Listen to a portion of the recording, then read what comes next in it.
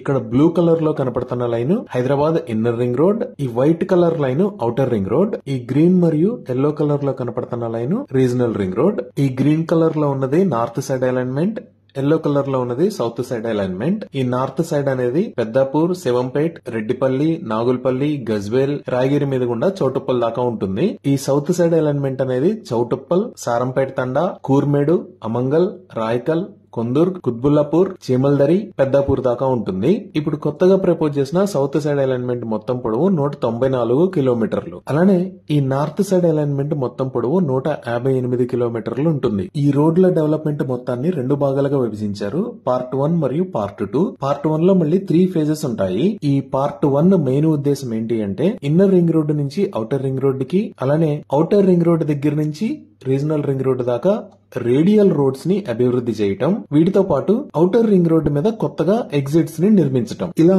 కొత్తగా ప్రపోజ్ చేసిన 3 ఎగ్జిట్స్ ఏంటి అంటే ఎగ్జిట్ 1A కి ఎగ్జిట్ 2 కి మధ్యలో సుమారుగా జన్వాడ దగ్గర ఒక ఎగ్జిట్, తర్వాత ఎగ్జిట్ 11 కి ఎగ్జిట్ 12 కి మధ్యలో కోహెడా దగ్గర ఒక ఎగ్జిట్, తర్వాత ఎగ్జిట్ 8 కి ఎగ్జిట్ 9 కి మధ్యలో ఇక్కడ ఒక ఎగ్జిట్ ని ప్రపోజ్ చేశారు.